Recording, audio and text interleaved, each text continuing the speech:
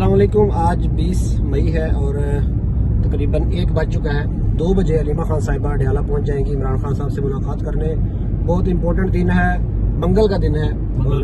मंगल understood है आपके, क्योंकि मंगल को अलीमा खान साहिबा की मुलाकात होती है। तो सरैन भाई, पिछले मंगल जो था वो जंग का माहौल था। हमने डिस्कस किया कि इस हफ्ते के दौरान क्या हुआ। उस हफ्ते तो जंग थी। अब उस मंगल से, पिछले मंगल से लेकर इस मंगल के दौरान बहुत सी बातें हुई, बहुत सी चीजें कि इमरान खान को ब्रीफिंग दी गई। फिर कल जो ड्रोन हमला हुआ, फिर कहा गया कि जी एहतजाज करेंगे। कुछ लोग कह रहे नहीं जी मुज़ाकरात हो रहे हैं। इस हवाले से आज की मुलाकात बड़ी इंपॉर्टेंट है कि अलीमा खान साहिबा, जो खान साहब का असल मौक़िफ़ है, वो लेके बाहर आएंगी।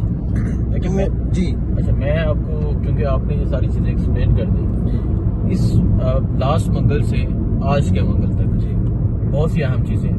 एक अहम चीज ये है जो कल वजीरिस्तान, शुमाली वजीरिस्तान में ड्रोन हमला हुआ। आपको पता, जब लास्ट दफा काटलंग में एक ड्रोन हमला हुआ था तो इमरान खान को उसके मुतालिक बताया ही नहीं गया था। नहीं बताया गया, इसी वजह से तो मुलाकातें रोकी गई। अब कल ड्रोन हमला हुआ है वजीरिस्तान में, खैबर पख्तूनख्वा में हुआ है, लेकिन अली अमीन की जानब से या सूबाई हुकूमत की जानब से कोई मौक़िफ़ या कोई स्टेटमेंट सामने नहीं आई, जो काबिल अफसोस है। बिल्कुल ठीक है। अब इमरान खान को बताया जाता है एक चीज। दूसरा, इसमें जो अहम है, इमरान खान बात करते हैं एहतजाज की, एहतजाजी तहरीक की, तो एक ग्रुप है तो एक्टिव हो जाता है कि, और वो ये कहता है कि मुज़ाकरात चल रहे हैं, चीजें बेहतर हो रही हैं।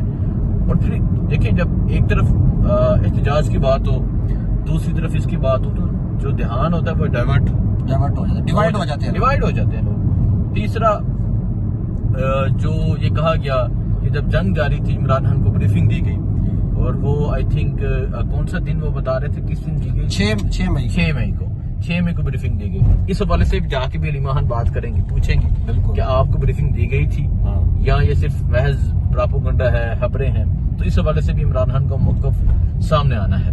तो आज की मुलाकात, देखिए सरैन भाई, इस हवाले से मौक़िफ़ इमरान खान साहब का जो मुज़ाकरात और एहतजाज है, इस पर तो ऑलरेडी जब इमरान खान की 2 बहनों को मुलाकात की इजाज़त दी गई थी, तो उन्होंने बाहर आकर जो सबसे पहली बात की थी वो यही थी कि, सबसे पहली बात ये थी कि अली अमीन गंडापुर मुझसे मिलने क्यों नहीं आता। नवाज शरीफ साहब की जो कबीना थी वो तो अपने पूरे इख्तियारात इस्तेमाल करती थी।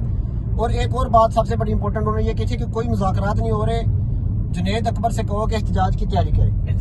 और एहतजाज की तैयारी भी इस तरह करे कि अगर वो समझता है कि मुझे जो पार्टी के मामलात है वो चलाने में मुश्किल पेश आ रही है, तो उसे कहें कि बेशक पब्लिक अकाउंट्स कमेटी का ओहदा छोड़ दे और एहतजाज की तैयारी करें। इमरान खान ने कहा कि मेरे लिए एहतजाज इंपॉर्टेंट है। हालांकि आपको पता है कि जो पब्लिक अकाउंट्स कमेटी का जो ओहदा होता है, उसकी चेयरमैनशिप का, उसमें अरबों रुपए की जो करप्शन है वो पकड़ी जाती है, और अपोजिशन के पास एक बहुत बड़ा हथियार होता है हुकूमत को कंट्रोल करने का। लेकिन इमरान खान ने कहा कि उससे भी बड़ी इंपॉर्टेंट चीज ये है कि जुनेद अकबर KPK में जो तहरीक है उसको मजबूत करे, उसको मुतहर्रिक करे, ताकि मुज़ाकरात वाली जो शोशा था वो खत्म हो और जो एहतजाज है उसकी पॉलिसी अपनाई जा सके। तो इमरान खान ने तो वाज़ेह कहा था कि कोई मुज़ाकरात नहीं हो रहे, एहतजाज की तैयारी करो। और पिछली बार भी अलीमा खान साहिबा ने इसी तरह की बात की कि इमरान खान ने कहा कि कोई मेरे से बात नहीं हो रही। आज चूंकि एक स्पेसिफिक बात की गई थी कि एस्टेब्लिशमेंट की तरफ से पहली बार मेरे ख्याल से इस तरह का इतने बड़े लेवल का रब्ता हुआ था कि उनको बाकायदा ब्रीफिंग दी गई। और उसमें एक बात ये भी की गई कि उसमें एक बात ये भी कही गई कि खान साहब, हम तो थक गए हैं, शायद आप भी थक गए होंगे, तो इस वजह से हम मामलात बेहतरी की तरफ जाने चाहिए। तो इमरान खान ने आगे से ये कहा था कि मैं तो नहीं थका, और मैं तो चाहता हूं कि मुझे आप इस तरह बाहर ना निकालें कि मुझ पर कोई एहसान करें या कहें कि जी हमने कोई डील कर ली है।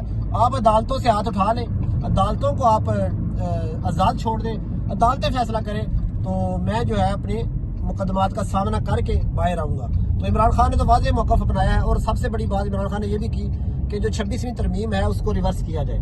तो जाहिर है जब तक वो रिवर्स नहीं होती तो मुज़ाकरात की बात करना बेवकूफ़ी है। उल्टा रिवर्स क्या होनी है, अभी तो ये सोच रहे हैं कि हम कोई 26.5वीं या 27वीं तरमीम भी ले आए। तो ये बात है। और दूसरा जो अहम बात है वो ये है कि मैं आपको बताऊँ, अभी हम गाड़ी में जा रहे हैं जी, और अगर हम गाड़ी का AC बंद कर दें ना, हाँ जी, तो हमें उस गर्मी का एहसास हो, नहीं बैठ सकेंगे। जिस गर्मी में वो इमरान खान जेल में कैद है, शदीद गर्मी है और वो इंसान जेल में कैद है।